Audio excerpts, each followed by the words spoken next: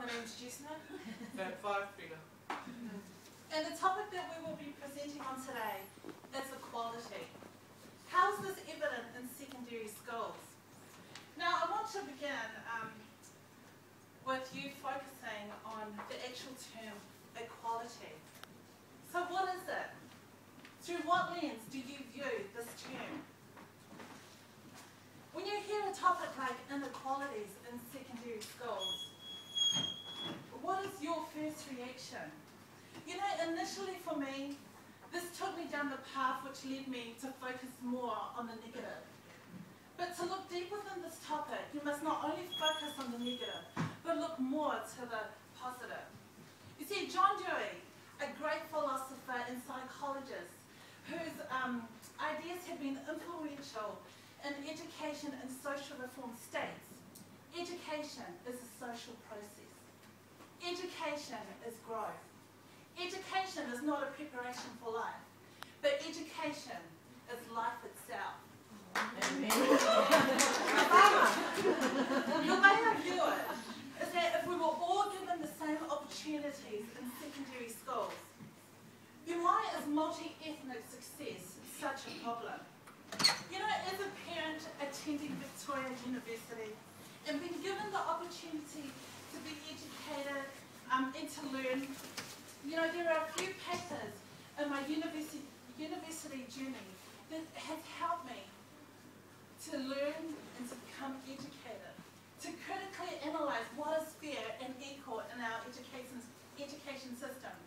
Courses such as Kura has posed questions like, does the problem lie in the schooling system itself?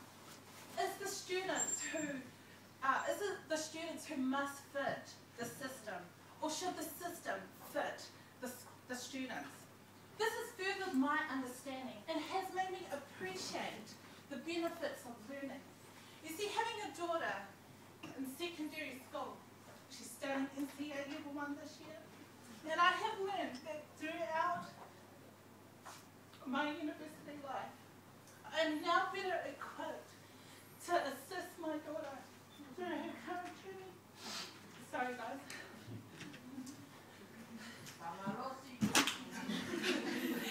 You know, whether that be through her subjects or, you know, her life journey itself. So what about the parents who do not have the opportunities that I had? Who will help them? Who will educate them about NCEA? You know, and how will they find out about the fundings, how it will benefit their child? And so my question is, does the responsibility lie with the parents or the schools? From here begs the question, how is equality evident in secondary schools?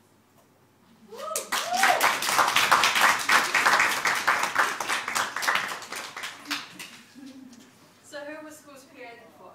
Schools were originally created for the elite. Then it shifted to meet the needs of the labour market. Three overlapping functions of schooling is integration, meritocracy, and democracy. NCEA's view on education is an egalitarian one that seeks to provide equal opportunity for all students. It is believed that forms of capital exist within schools: cultural capital, economic capital, human capital, and social capital. These forms of capital contribute to the success or the failure of students.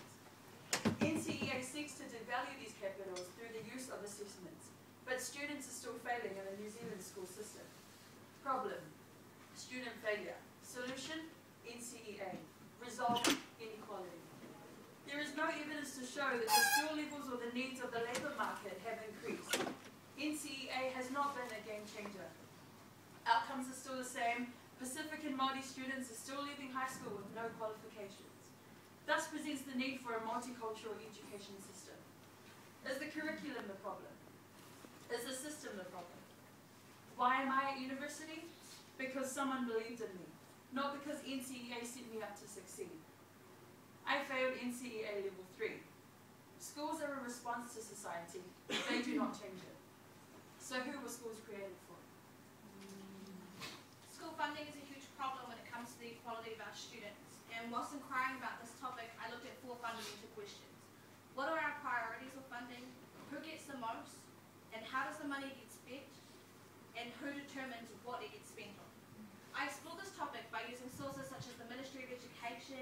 school budgets, discussing funding aspects with the Deputy Principal of a Korero school.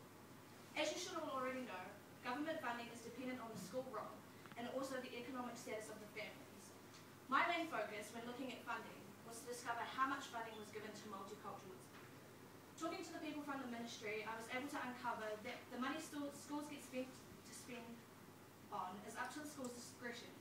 As long as it comes under a certain category in the budget, they can spend it on whatever they want. And talking to the deputy principal, I found out that a lot of teachers share the belief that funding is unevenly distributed, that sport is a main priority and as it brings more publicity to the schools. It seems to me that schools would rather provide more funding to sporting activities than supporting what should be a multicultural environment.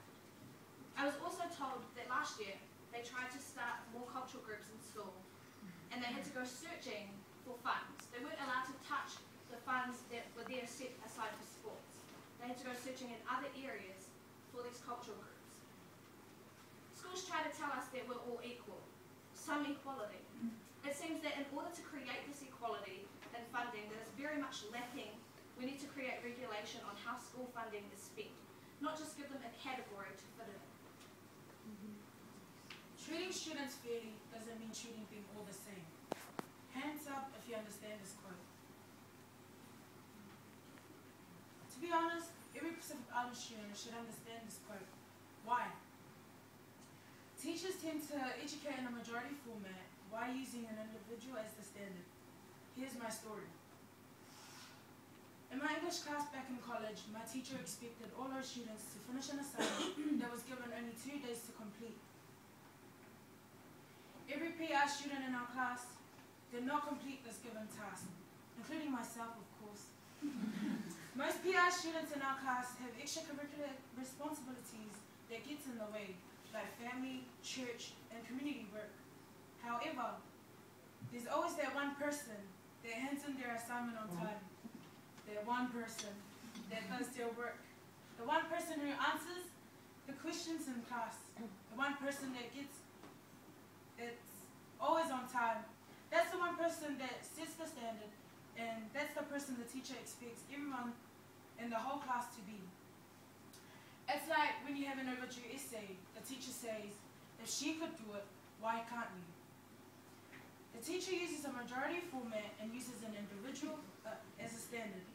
If we can't meet it, then the teacher doesn't bother to search or understand why, has no interest in the internal problem or the student or outside commitments. Where's the equality?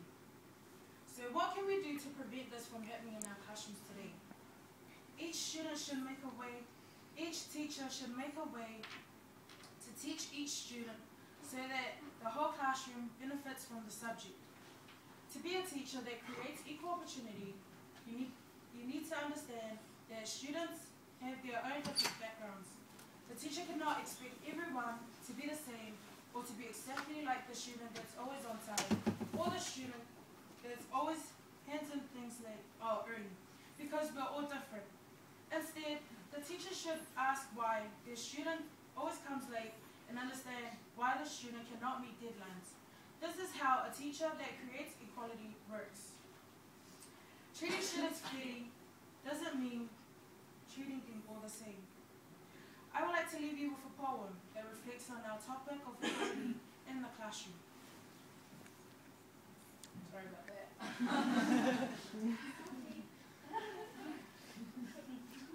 You look at me and see just a face. Assume things and judgment takes place. Offer inequality and think I don't care.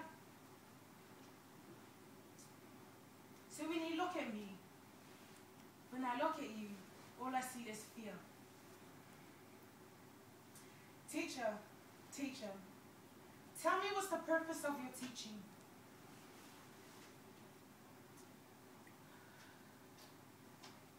Is it to educate me, or is it for the sake of just being? Being an authoritative figure, or just someone that just earns money? Teacher, teacher, still wonder why I'm running?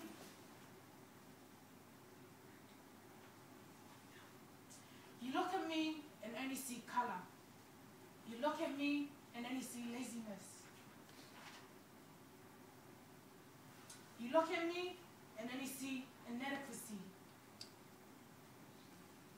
You look at me and only see stupidity.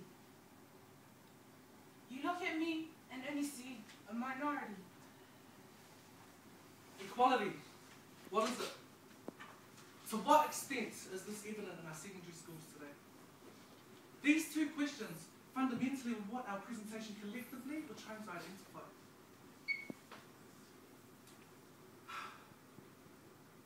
Upon researching on this topic, like the majority of my group today, I automatically looked at things negatively. But what is very important, because through all of our courses in Kura, at university in general, BA, not BCA, but throughout all my courses and in my university journey, Kura has made me look at things differently. Looking at an approach where strengths are recognised rather than the weaknesses. And there's an approach that I recommend that everybody take when looking at a topic like this, and that is the appreciative inquiry. What is it? Take a moment right now and just think back. Remember a time when somebody believed in you. Somebody saw your strengths. It could be a family member, it could be a teacher, it could be a friend, anybody who recognized your unique gift. How did their faith, how did their expectations affect you and your growth? As you notice how you feel when you're remembering such an important part of your personal story, you access a dynamic state that inspires change.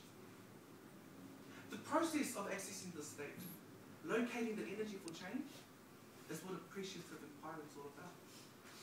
Yes, there is inequalities in our educational system. Yes, it directly affects multi-ethnic education. Yes, it is even in our secondary schools. Whether that is through the distribution of funding, NCEA, teacher expectations, even parent, teacher, and student communication. It is evident. But what is very important for us to understand, Kura 341, Kura 242, Kura 101, we are the success. Again, does the problem lie with the schooling system itself? Is it the students that must fit the system, or should the system fit the students? How do you answer these sorts of questions? How do you answer a question like, is equality evident in secondary schools? Is it evident at all? How do you answer these sorts of questions? There's a metaphor that was said to me by someone who had a huge influence in changing my perspective on this topic. And will also aid when you are searching for answers to these questions. And that is, you must dig where you stand.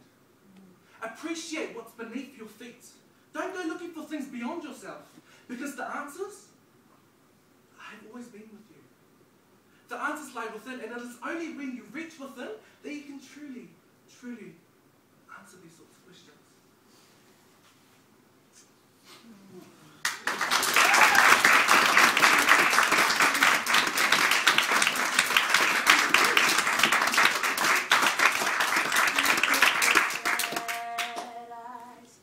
Don't be discouraged, though I realize it's hard to take courage in a world full of people. You can lose sight of it in the darkness. Inside you makes you feel small. But I see your true colors shining through.